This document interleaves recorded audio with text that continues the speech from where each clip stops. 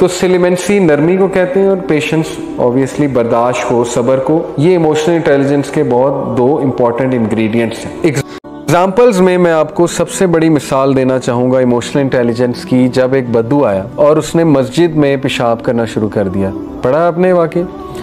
तो सहाबा उसको मारने को दौड़े, जो बिल्कुल नेचुरल था, हम भी होते हैं, हम मारने को दौड़ते।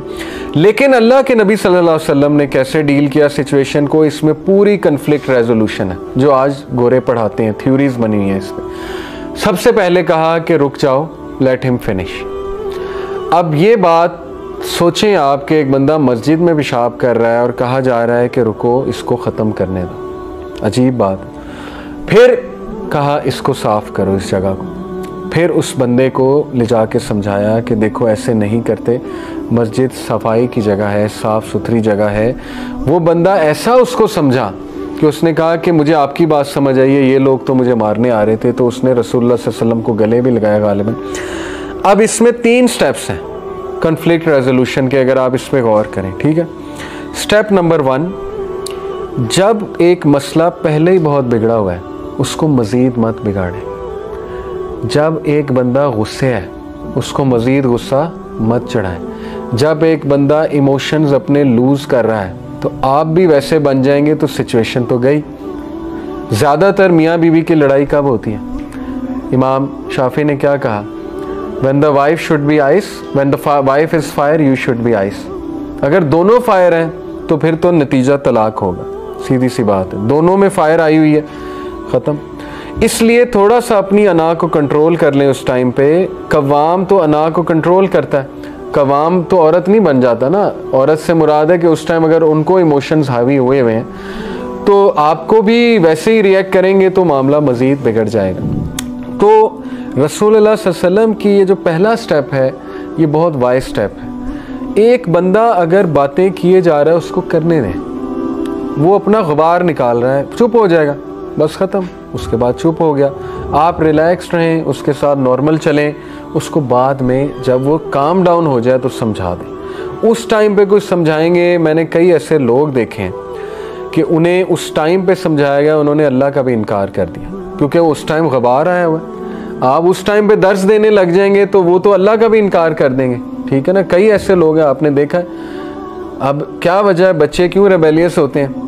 वो पता ही नहीं माँ बाप को कि उनका मसला क्या चल रहा है। उस टाइम पे दर्स शुरू हो जाता है, उस टाइम पे वो हदीस सुनाने, वो उस मोड में नहीं, हदीस सुनने के मोड में, वो तो पहले ही रेबेलियन पे बैठा हुआ।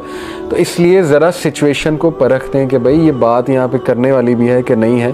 तो उन्होंने मैनेज ऐसे किया। ज़िंदगी तभी खूबसूरत होती है जब आपकी ज़ुबान पर अल्फाज से ज़्यादा खामोशी और दिल में बेसब्री से ज़्यादा सब्र हो। कि अगर इसको ये इस दौरान मारने आ जाएंगे जबकि ये पेशाब कर रहा है तो ये तो मज़ीद बिगड़ेगा, ये तो बात ही नहीं सुनेगा, तो रेफर्मेशन तो हुई नहीं।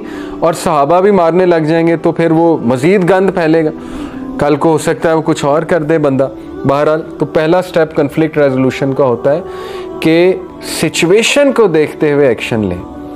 अगर एक बंदा बहुत गुस्से में है तो आप काम डाउन हो जाए, ठीक है ना। जैसे आप देखें कि कई पेरेंट्स गुस्से में आते हैं एडमिनिस्ट्रेशन की तरफ कि आपने ये कर दिया, वो कर दिया, हमारे बच्चों के साथ ज़्यादती हुई। अब वो जो आगे प्रिंसिपल या जो भी होता है ना, वो सुनते रहते हैं। पेरेंट्स जब अपनी बात ख़त्म कर चुके होते हैं तो फिर वो बोलते हैं। अगर बीच में टोक देंगे, बीच में लड़ाई शुरू कर देंगे, नहीं हमने तो ये किया ही नहीं, आपको कौन कह रहा है, बस सुन ले। हो सकता है उनका 90% मसला सिर्फ सुनाकर हल हो जाए। कुछ लोग सिर्फ सुनाना चाहते हैं। तो हाई EI वाला जो बंदा होता है, ये एक रूल भी हमें सिखाया जाता था हमारी कंपनी में कि एंग्री कस्टमर को 24 घंटे तक जवाब नहीं देना ईमेल पे या SMS पे। क्यों? क्योंकि अगर आपने उसी वक्त जवाब दे दिया तो लड़ाई चल जाएगी। और इसी तरह होता है व्हाट्सएप पे ज़्यादातर लड़ाइयाँ दोस्तों में कब होती हैं? जब वो एक रिप्लाई आपको आया गुस्से वाला, अब आपने भी बजाय के सब्र करने के आगे से आप भी शुरू हो गए, वो फिर ऐसी लड़ाई बढ़ी कि बस वो बम फट गया। तो ये बेसिक रूल होता है कि अगर एक बंदे ने बहुत ऑफेंसिव बात कर दी है, गुस्से वाली बात कर दी, तो आप खामोश हो जाएं। हो सकता है वो 2-3 घंटे बाद खुद ही सॉरी कर ले, और ऐसा ही होता है ज़्यादातर, ठीक है। हाँ, ये कि आपने कोई रिप्लाई करना है तो बड़ा आराम से कोई काम डाउन वाला रिप्लाई करें। तो ये बेसिक रूल्स हैं। दूसरा स्टेप कि इससे पहले कि कुछ और बिगड़े, उस मसले को हल करो। वो मसला क्या था, पेशाब, उसको कहा साफ़ कर दो, ताकि वो अगर वहीं पड़ा रहा तो वो जो पीछे खड़े हुए लोग उनको तो गुस्सा चढ़ता रहेगा कि ये तो साफ़ हुआ ही नहीं, मसला तो वहीं का वहीं है, तो उसको सबसे पहले हल करो। और तीसरा स्टेप ये कि जिस बंदे से गलती हुई है उसको आराम से साइड पे ले जाके फीडबैक दो और उसको वो रूलिंग बताओ। अब हमारा ऑपोजिट होता है, सबसे पहले हम उसको मारते हैं, फिर रूलिंग बताते हैं, वो मसला मज़ीद बिगड़ता है, फिर वो चीज़ भी वहीं की वहीं, मसला भी वहीं का वहीं, डिज़ास्टर तो और फैल जाएगा इससे। अब आप इसको कभी ख़ानदान की सेटिंग में लगाएं तो आप देख लें, ज़्यादातर जो मामलात बिगड़ते हैं वो बिगड़ते इसलिए क्योंकि 3 स्टेप्स फॉलो नहीं किए, ठीक है ना। तो ये बड़ा ज़रूरी है कि हम अपने नबी से अमली तौर पे मोहब्बत साबित करें और जिस तरह हमें उन्होंने सिखाया हम उस तरह से इंशाल्लाह जो है वो करें, ठीक है। ये हदीस बड़ी ज़बरदस्त है, Muslim is the one from whose hands and tongue other Muslims are safe. ये भी इमोशनल इंटेलिजेंस का तकाजा है कि अपनी ज़बान से उसको तकलीफ़ ना दो। फिर ये हदीस है कि अल्लाह के नज़दीक सबसे बिलवेड लोग वो हैं कि जो लोगों के लिए करामद है, बेनिफिशियल है। जितना आप लोगों के लिए बेनिफिशियल होंगे अल्लाह ताला आपकी मदद करेगा, अल्लाह आपकी साइड पर आ जाएगा, ठीक है। ये भी एक इमोशनल इंटेलिजेंट बंदे की निशानी है। The most beloved deed to Allah is to make a Muslim happy और to remove one of his troubles और टू फॉरगिव हिज डेब्ट और to feed his hunger. Again helping होना चाहिए। ये हदीस बहुत रिलेटेड है EI के कॉन्सेप्ट से। The most complete in faith, कामिल ईमान वाले लोग कौन हैं? Who are the best in their character, जो अपने किरदार में कामिल हैं। Those who are easy to socialize with, ये EI के बंदे की एक निशानी होती है कि वो सोशलाइज करते हुए लोग उसके साथ ईजी होते हैं, अखलाक अच्छा है, बातचीत अच्छी है, जवाब सही से देता है, ठीक है ना। कुछ लोग डिफ़िकल्ट टू सोशलाइज विद होते हैं, गुस्सा, बात बात पे चढ़ना, ठीक है ना, या उखड़ मिजाज में जवाब देना, या जो है कि ताने देना, या पिंचिंग सेंटेंसेस कहना अगले को, ठीक है ना। ये हमारे कल्चर में बहुत होता है, वो अल्लाह को बिल्कुल नहीं पसंद ऐसे लोग, क्योंकि एक हदीस में आता है कि क़यामत के नज़दीक अल्लाह उस शख्स की तरफ देखेगा अपनी रहमत की निगाह से जिसकी ज़बान के डर से लोग उसके पास बैठना छोड़ देते हैं। ऐसे कई आप लोग देखेंगे कि लोग डरते हैं उनके पास बैठते हैं, ठीक है ना, कि पता नहीं ये बंदा क्या बात कर दे कब। तो ऐसे लोगों को सोचना चाहिए।